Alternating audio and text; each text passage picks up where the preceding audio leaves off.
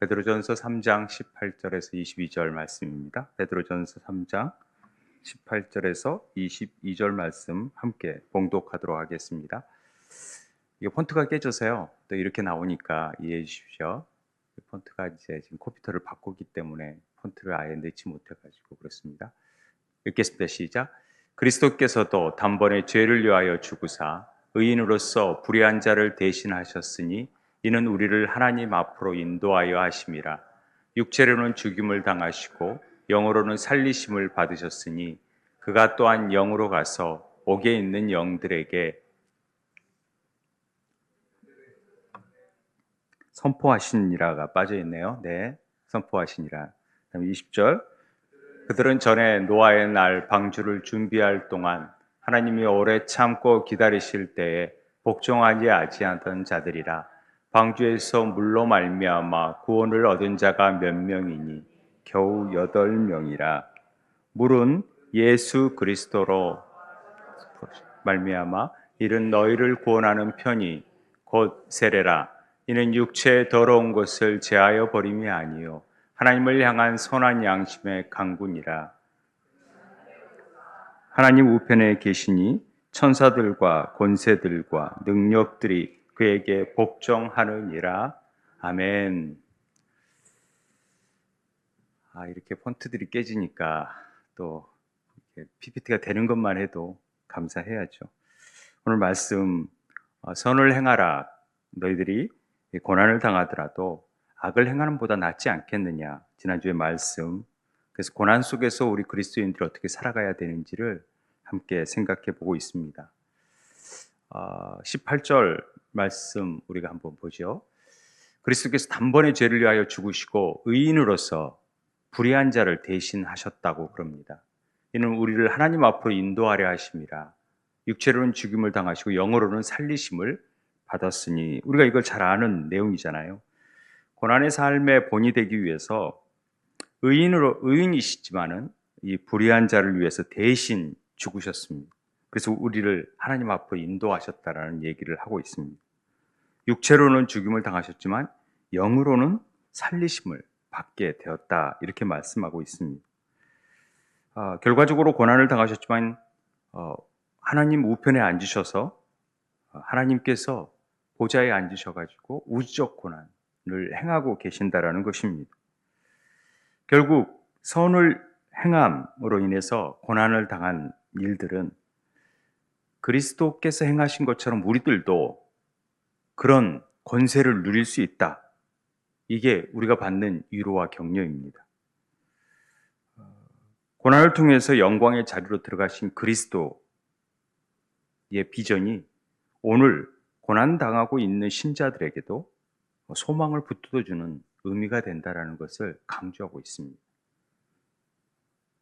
그러니 조금만 더 인내하고 참고 그렇게 지내라는 거죠. 그리스도인들에게 고난은 어쩌면 당연한 일인지 모르겠습니다.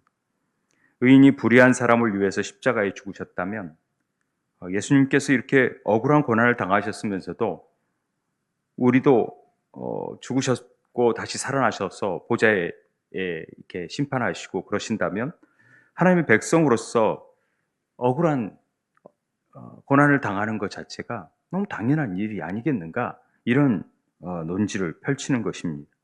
그래서 고난을 어찌 보면 신앙생활에서 필수 불가결한 일이 아닌가 하는 생각을 하게 된다고 베드로의 말이 이걸 언급하고 있습니다. 그리고 이제 19절, 그가 또한 영으로 가서 옥에 있는 영들에게 선포하시니라. 이 말씀이요, 기독교인들에게 있어서 특별히 굉장한 논란거리를 가져왔다. 신약 성경에서 난해한 구절 중에 하나입니다. 우리가 보통 여러분들이 이 말씀을 어떻게 이해하셨냐면, 또 설교를 가끔 들으셨다면 아마 이렇게 들으셨을 것입니다. 주님께서 돌아가신 다음에 부활하시기 전에 3일 동안 주님은 음부에, 그 지옥에 내려가셔서 사람들을 복음을 전했다. 이렇게 저는 그렇게 설교를 들은 적이 있어요. 와, 그럼 그렇지. 우리 주님이 너무 사랑이 없으신 분이 아니라 또 그들에게도 한번 기회를 더 주시는구나 이런 생각을 가졌었죠. 그렇게 또 설교하신 분도 있었고요. 그런데 우리에게 세컨 찬스라는 두 번째 기회라는 부분은 성경 어디에도 그런 게 나오지 않습니다. 이 본문을 가지고 그렇게 말은 합니다만은 성경 전체의 맥락에서는 두 번 찬스가 없어요. 그래서 이 문제는 굉장한 난해 구절 속에 속하는 본문입니다. 이걸 어떻게 해석하냐? 그가 영으로 가서 옥에 있는 영들에게 옥이 뭐고 그 안에 있는 영들은 또 누군데 주님이 거기 가가지고 선포하시. 우리 그 사도신경에 그가 지옥으로 내려가셨다라는 표현이 나오는데 그 부분이 삭제되어 있거든요. 근데 원문에 보면 그 부분이 나와 있지요. 이제 이런 부분과 연결되어져서 많은 논란을 야기했던 부분입니다. 2000년 동안에 이 구절에 대한 해석의 논점과 논쟁들이 굉장히 많았습니다. 그래서 함부로 이걸 해석을 함으로 인해서 많은 이단들이 생겨났고요. 또 교파들이 갈라지기도 했습니다. 그렇기 때문에 굉장히 그 까다롭게 이게 설교하기를 꺼려하는 대표적인 본문 중에 하나입니다. 뭐 우리야 뭐 끝까지 하니까 어떤 면에서 이 본문을 우리는 맞닥뜨릴 수 있지만은 마틴 루터의 주석서에서 보면은요, 이 말씀은 아주 놀라운 말씀이요. 동시에 신약 성경 가운데서 어느 것보다도 모호한 말씀이다. 그래서 나는 베드로가 뜻한 바를 확신 있게 알지 못한다고 말할 수밖에 없다. 루터도 너무 중요한 말 같은데 너무 모호하다 말이. 그러니까 내가 어떻게 확신 있게 여러분들에게 말해줄 수가 없다라고 주석서에 그렇게 써져 있어요. 우리는 오늘 조심스럽게 이 본문이 주는 의미를 한번 성령의 지혜를 통해서 깨닫게 되는 은혜가 있게 되길 바랍니다. 뭐 저도 한계가 있으니까 또 제 말이 옳다라는 얘기가 아니라 여러분들이 어떤 해석이 좋은 건지 또 그걸 통해서 저는 이렇게 생각하는데 여러분들은 또 어떻게 생각할 수 있는지 모르겠지만 저는 문맥을 보고 우리가 이렇게 생각하는 게 좋겠다라는 생각을 갖는 거죠. 자, 영으로 가서 옥에 있는 영들에게 선포하셨다. 영으로 가셨다라는 말은 육체로가 아니라 죽으시고 다시 영으로 가셨다라는 말인데, 그럼 죽으신 다음 3일 동안 이렇게 가셨단 말이냐? 아니면 부활 후에 보좌에 가셔서 가신 다음에 또 영으로 가셨단 말이냐? 이런 논란이 아주 많습니다. 어찌됐든 그런 논란이 여기에서는 정확히 나오지 않으니까 어떻게 간 건지에 대해서는 모르겠지만 분명히 예수님께서, 그는 예수님이니까 그가 영으로 옥에 있는 영들에게 선포하셨다라는 얘기를 하고 있는 것입니다. 그러면 이 옥이 뭐냐? 옥이 뭐고 그 옥에 있는 영들은 또 뭐냐? 어떤 사람들이냐? 이게 어떤 천사들이냐, 영적인 실체들이냐, 뭐 이런 논란들이 참 많습니다. 그렇게 해석하는 사람도 있고. 근데 이제 옥에 대해서 첫 번째 보도록 하겠습니다. 이 연옥으로 해석하는 사람들이 있습니다. 이 옥을. 이 카톨릭이 대표적으로 이 본문을 가지고 그래, 연옥이 있다, 이렇게 하는 거죠. 이 연옥은 죽은 사람이 영혼이 천국에 들어가기 전에 남은 죄를 씻기 위해서 불로써 단련받는 곳이 연옥이다, 이렇게 되어 있습니다. 그래서 단련할 연자, 지옥 옥자를 쓰는 거죠. 그래서 가기 전에, 그러니까 지옥과 천국의 중간 지대에서 우리가 막 열심히 면죄부를 산다든지 기도하고 막 하면은 지옥 갈 사람이 천국으로 갈 수 있다라는 어떤 교리입니다. 근거로 이제 이 베드로전서의 말씀을 근거로 삼는 거죠. 그런데 성경 어디에도 연옥이라는 장소는 나오지가 않습니다. 죽음 이후에 또다시 기회가 있어서 어떻게 노력하면 그렇게 간다? 이런 차원은 없습니다. 물론 뭐 단테의 신곡에 연옥편이 있습니다만은 이제 그런 걸로 인해서 많은 사람들에게 연옥이라는 부분들이 알려지긴 했습니다만은 굉장히 성경적이지 않는 교리입니다. 보수주의 교단에서는 이 카톨릭을 마리아를 숭배하는 것, 성경이 전부 다 교황이 무엇설이라는 것, 그다음에 천사와 성인 숭배하는 것. 이 연옥은 정말로 사악하고 이단적인 교리라고 얘기하는 보수 교단들이 그렇게 얘기들 합니다. 그래서 카톨릭을 이단으로 보는 거죠. 막. 그래서 해석적인 차원의 문제가 있는 거지 그들이 뭐 예수 그리스도를 믿지 않고 구원이 없고 이렇게 말하기는 좀 그렇다라는 것이죠. 그러면 두 번째, 그래서 연옥은 별로 좋은 해석이 아니다 이렇게 생각을 합니다. 두 번째로는 지옥으로 해석을 한다는 거죠. 이 옥을. 그런데 이 지옥으로 해석을 한다라는 부분도 이 옥이라는 단어가요. 헬라어로는 필라케로 되어 있습니다. 필라케. 감옥, 경계, 감시 이런 걸로 되어 있지. 지옥이라는 헬라어는 여러분 알다시피 지옥이라는 단어는 수월, 게헨나, 그다음에 하데스 이런 말들은 정확하게 지옥 이렇게 되어져 있습니다. 그런데 그렇게 해석하지 않고 필라케라고 얘기한 거에는 지옥이라고 하기에는 문제가 있다라고 보는 것이죠. 그러니까 개신교에서 예수님 십자가에 죽으신 후 지옥에 내려가서 홍수에 노아 때 홍수에 멸망당한 이들을 여기에 복음을 전파했다고 이렇게 보는 견해들이 있었죠. 그러면 다시금 또 복음을 들을 기회를 주는 것인가? 이런 문제가 또 대두되는 것입니다. 히브리서에 보면은 한 번 죽는 것은 사람의 정하신 것이요 그 후에는 심판이 있게 된다. 이것도 어떻게 해석하느냐에 따라 다르겠지만 분명하게 우리가 죽으면 믿는 자들은 천국 가고 그렇지 않으면 지옥 간다 이렇게 우리는 아는 거죠. 그렇게 믿는 걸 믿으십니까? 예, 그렇게 되는데 뭐 이렇게 그런 사람들에게 기회가 주어진다? 그러면 부자도 어쨌든 기회가 있고 다 믿지 않는 사람도 기회가 있다. 그럼 너무 좋은 교리가 되어지는 거기 때문에 사람들이 그렇게 믿고 있는지 몰라도 그렇지 않습니다. 세 번째 견해가 뭐냐면 이 옥이 이 음부로 해석을 합니다. 음부에 가셨다. 그러니까 전체적으로는 이 음부라는 개념을 가지고 음부에 가서 어떤 사람들은 낙원으로 어떤 사람들은 지옥으로 간다라는 개념으로 음부를 해석하는 부분들이 꽤 많이 있습니다. 그러니까 우리가 죽으면 음부로 가는데 음부에서 이제 심판을 받아가지고 잘 믿었냐 그러면 너희들이 이제 천국으로 가고 또 이렇게 간다 이렇게 해석하는 사람들도 있습니다. 그런데 이 음부 자체도 어찌 보면은 구원받는 사람들이 바로 음부로 간다? 이건 좀 그렇잖아요. 바로 우리는 믿기 때문에 천국으로 가는 거지. 근데 왜 음부로 간다라고 해석을 해야 되냐?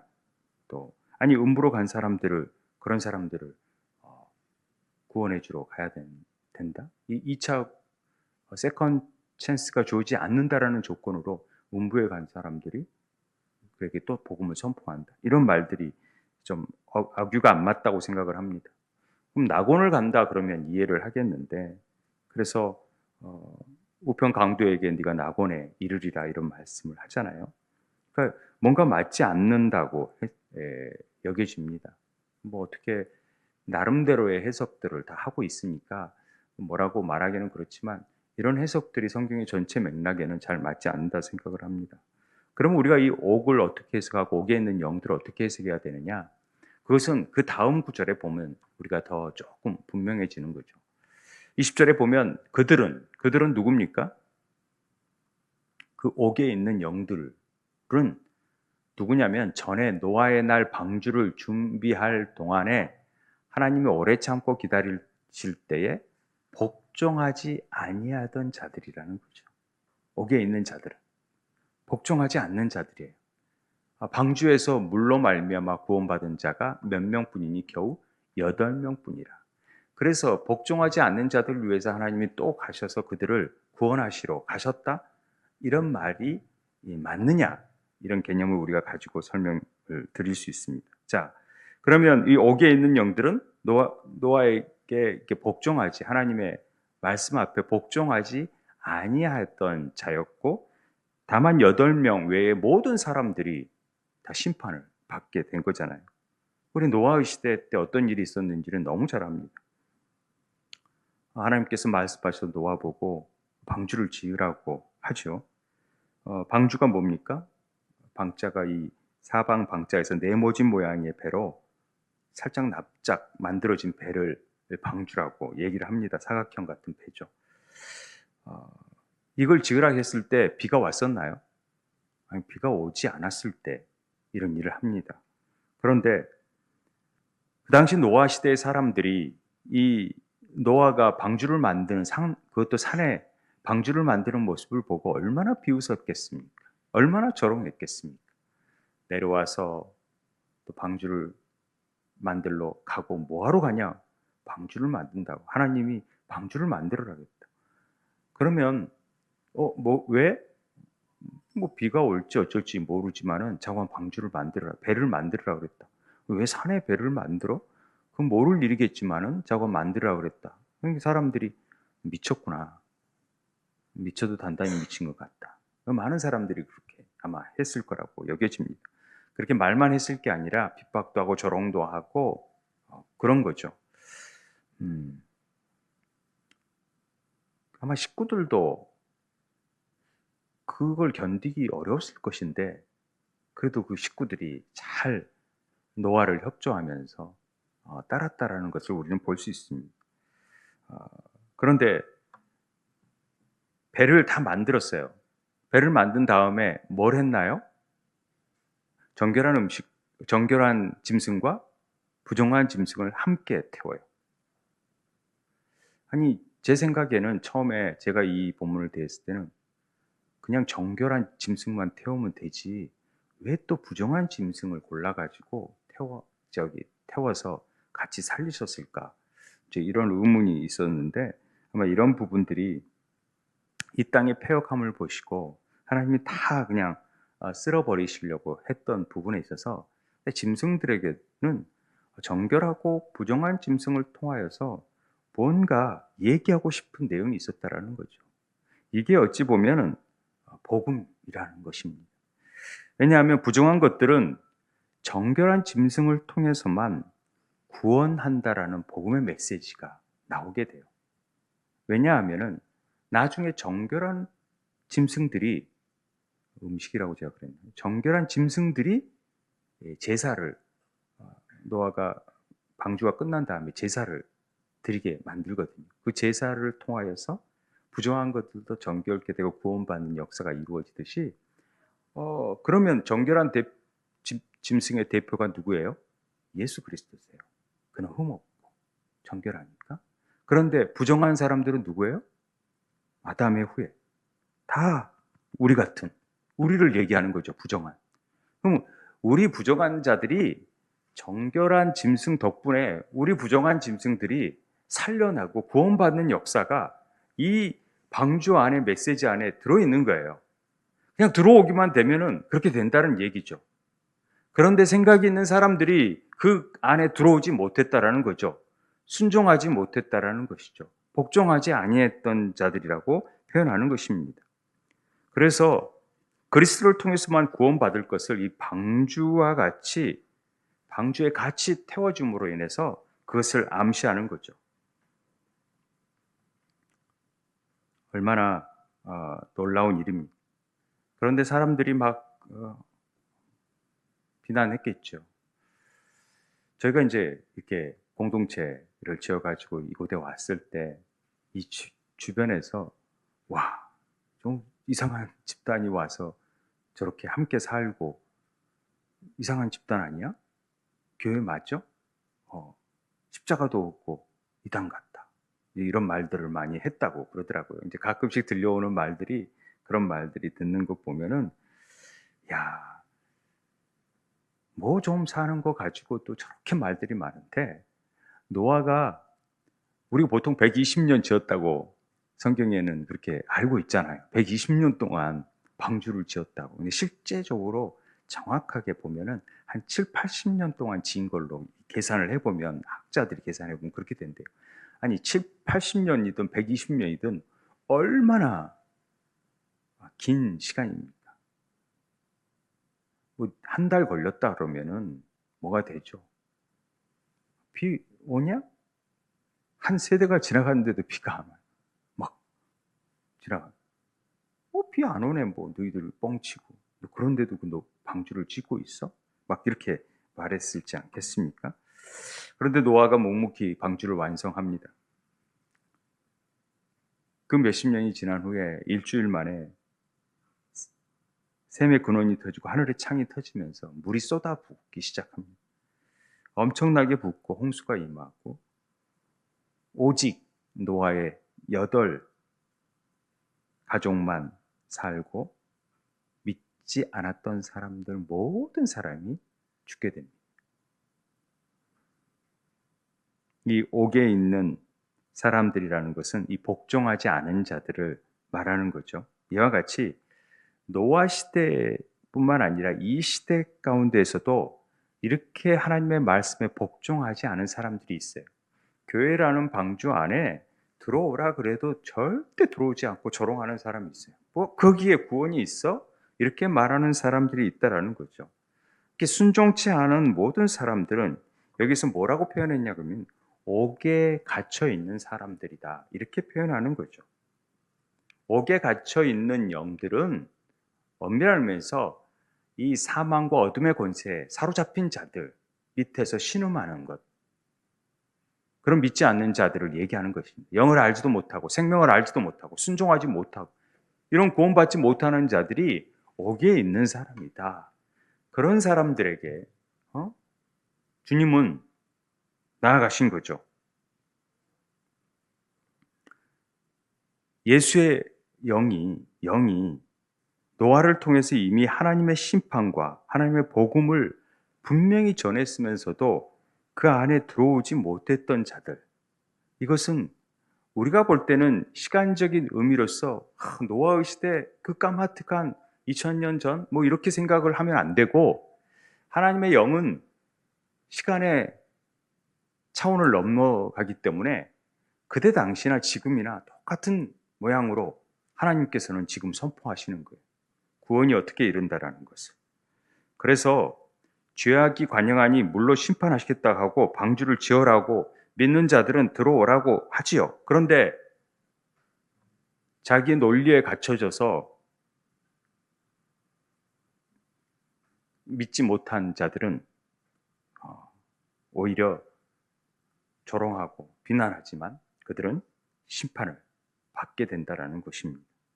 그러니까 여기서 옥이 있다는 말은 어떤 저 깊은 지옥이나 그런 의미보다는 이렇게 사망 권세, 어둠에 사로잡혀 신음하는 자들을 얘기하는 거라고 저는 그렇게 봅니다.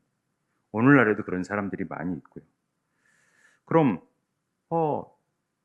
근데 왜 주님이 그런 자들을 복음을 전파하러 가세요? 이 전파하다라는 말이 문제가 있습니다.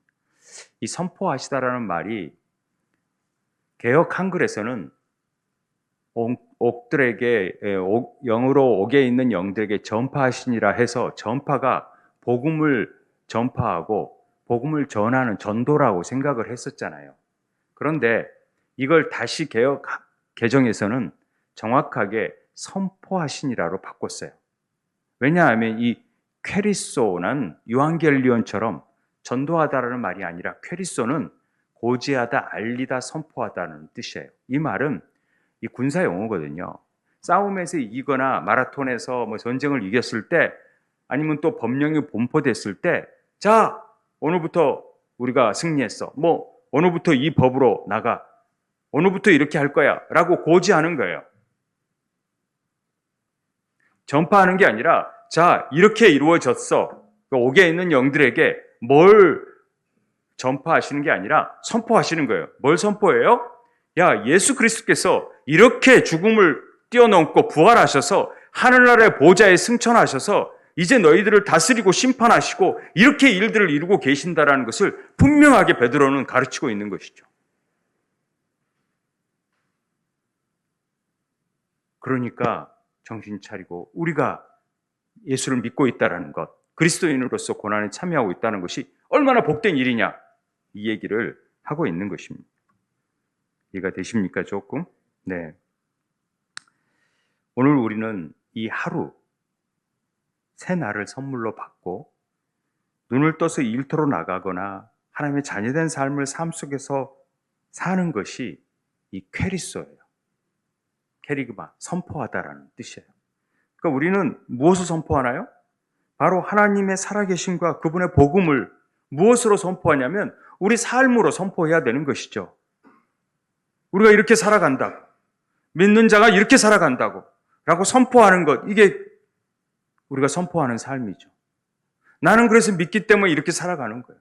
남들이 뭐라고 조롱하더라도 우리는 이 가치가 알기 때문에 이 가치를 가지고 나아가는 거야.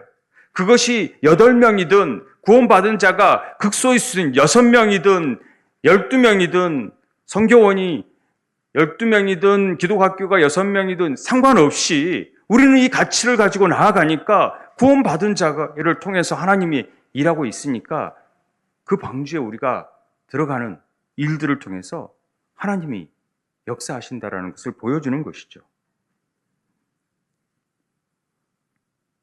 20절, 21절에 그러면서 그런 얘기를 해요. 자, 복종하지 않는다는 방주에서 물로 말미암아 구원을 얻은 자가 몇 명이니 겨우 8명이다. 물은 예수 그리스도께서 부활하심으로 말미암아 이제 너희를 구원하는 표라는 거죠. 물은 표예요. 그것이 곧 세례라고 얘기합니다. 육체의 더러운 것을 제하여 버림이 아니요 하나님을 향한 선한 양심의 강구라고 얘기합니다. 물이 뭐냐? 구원의 표인데 그것이 세례라는 것이죠. 세례를 바울은 뭐라고 하냐면요, 이걸 모세에게 속하여 다 구름과 바다에서 세례를 받고, 고린도전서 10장에서는 이렇게 설명을 합니다. 아, 홍해를 건너가서 그 물에서 건너가는 것을 바울은 뭘로 봤냐면 세례로 봤다라는 거죠. 노아가 물에서 방주에서 건짐받은 것, 구원받는 것 자체를 세례로 봤다라는 거죠. 얼마나 세례가 중요한 의미를 가지고 있어요. 그러니까 애굽에 살던 옛사람들을 이스라엘 백성들이 홍해를 건너버려서 완전히 애굽의 삶을 끊어버리는 거예요. 옛삶을 끊어버리고 이제 새로운 삶이 시작됐다는 것을 홍해를 통하여서 가르치고 싶었던 거죠. 그것이 세례라는 거죠. 그래서 그때 누가 나와요? 모세에게 속하여 나왔다고 분명히 얘기하잖아요. 왜 모세를 따라서 아니라 모세에게 속하였다고 얘기하냐면요, 왜냐하면 물에서 건짐받은 자가 모세잖아요. 모세가 이스라엘 백성을 대표해서 홍해를 건너게 돼요. 건넜다라는 것은 물속에서 잠기면 죽지만, 건넜다라는 것은 죽고 사는 역사가 이루어지게 되는 두 가지 동시에 사건이 일어나는 거예요. 걷는 것은 죽고 사는 역사가 나타나는 거죠. 그러니까 세례는 뭐냐? 옛사람이 죽고 새롭게 사는 삶을 얘기하는 것이 세례다, 이 얘기를 하는 거죠. 노아의 방주 사건도 역시 마찬가지라는 것입니다. 6장 13절, 창세기 6장 13, 14절에 보면 하나님이 노아에게 이르시되 모든 혈육 있는 자의 포악함이 땅에 가득하므로 야, 내가 이 다 땅과 함께 다 멸해버리겠다. 너는 고페로 나무로 너를 위하여 방주를 만들 때 그 안에 칸들을 막고 역청을 그 안팎에 칠해라. 우리 어버이날, 어린이날인가 그 갈대상자 얘기를 들었잖아요, 어버이 주일에. 똑같은 거예요. 이 방주가 태베, 갈대상자와 같다라고 했잖아요. 그 안에 칸들을 막고 역청을 그 안에 발라치라라는 얘기를 하잖아요. 그래서 여기서 부정한 것과 정결한 것이 같이 들어가서 제가 이것은 구원의 메시지 때문에 그렇다는 얘기를 했잖아요. 부정한 것이 뭘로 말미암아 구원을 받게 돼요? 정결한 짐승, 죄 없이 죽은 어린 양을 통해서만이 구원을 얻게 된다는 메시지를 이 방주 안에서 같이 실험으로 드러냈다고 얘기를 했습니다. 그리고 방주 문이 닫혀져요. 그 방주 문을 누가 닫습니까? 노아가 닫나요? 하나님이 닫아요. 16절에 보면 들어간 것은 모든 것의 암수라 하나님이 그에게 명령하신 대로 들어가며 여호와께서 그를 들여보내시고 문을 닫으시느니라. 홍수가 끝나고 노아가 나와서 이제 이 닫다라는 이 사가를 하는 단어를 한번 보자고요. 이것도 지금 폰트가 깨져서 이쪽으로 닫으시니라라는 사가라의 뜻은요, 닫다, 잠그다, 넘겨주다라는 뜻이 있어요. 닫는 것도 있지만 넘겨주는 부분도 있어요. 그러니까 두 가지 의미를 동시에 가지고 있는데요. 닫음으로 보호하는 거예요, 안에 있는 사람들은. 그런데 밖에 있는 사람들은 심판으로 넘겨줘 버리는 거예요. 사단에게, 원수들에게. 무슨 얘기인지 아셨죠? 그러니까 닫는다라는 이 사가르라는 표현은 두 가지 의미가 있는데, 보호와 심판의 의미가, 구원과 심판의 의미가 있는 거죠. 하나님의 해라는 울타리 안에는요, 울타리 안에 있으면 보호가 되고요, 밖에 있으면 사단에게 밥이 되는, 심판이 되는 거예요. 그래서 울타리라는 의미가 굉장히 중요한데, 그렇듯이 배 안에 있는 사람에게는 문이 닫히는 순간 보호를 입는 거고, 만약에 이 복종하지 않은, 순종하지 않은 옥에 갇혀있던 영들은 심판에 임하게 됐다라는 뜻입니다. 그러니까 물은 지금 무슨 역할과 무슨 기능을 합니까? 보호와 심판의 기능을 하게 되는 거죠. 물은요, 구원과 심판의 의미가 함께 있어요. 물은. 그래서 그런 역할을 하는 거죠. 방주의 문은 노아가 닫은 게 아니라 하나님이 그 시간을 정하셔서 닫아버린 거예요. 이 문은 한 번 닫히면은 절대로 열림이 없이 끝이에요. 다시 열어주는 법이 없어요. 창세기 8장 20절, 22절에 보면은 결론이 나오죠. 왜? 20절, 22절. 노아가 여호와께 제단을 쌓고 모든 정결한 짐승과 모든 정결한 새 중에서 제물을 취하여 번제로 제단에 드렸더니, 정결한 새 중에서 제물을 취하여서 번제로 드리니까 여호와께서 그 향기를 받으시고 그 중심에 이르시되 내가 다시는 사람으로 말미암아 땅을 저주하지 않겠다, 이렇게 얘기하세요. 이해되시죠?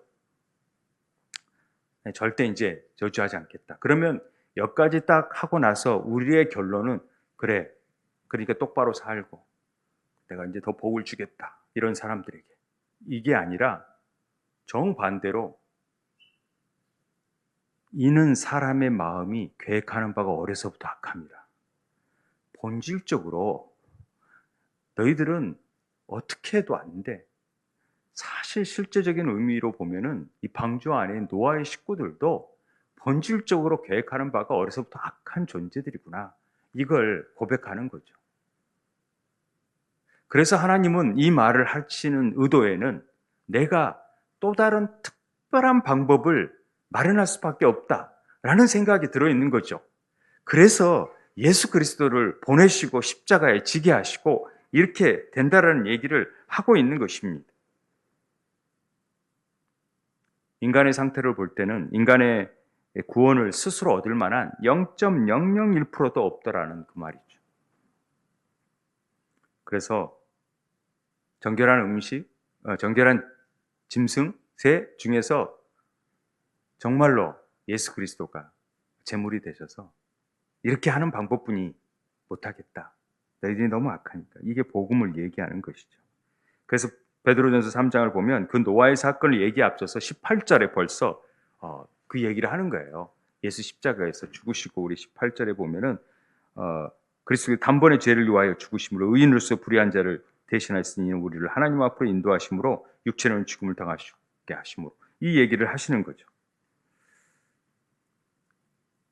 그리스도의 죽음을 왜 설명합니까? 그 길만이, 위로부터 임하는 하나님의 은혜와 거기로부터 오는 예수 그리스도의 성육신 사건만이 우리의 구원의 유일한 길이라는 사실을 그렇게 설명하는 것입니다. 오늘 결론이 21장 22절입니다. 물은 예수 그리스도로 부활하시므로 말미암아 너희 구원을 편히 곧 세례라. 이는 육체의 더러운 것을 제하여 버리기 아니요 하늘을 향한 선한 양심의 강구니라. 그는 하늘에 오르사 하나님 우편에 계시니 천사들과 권세자들과 능력들이 그에게 복종하느니라.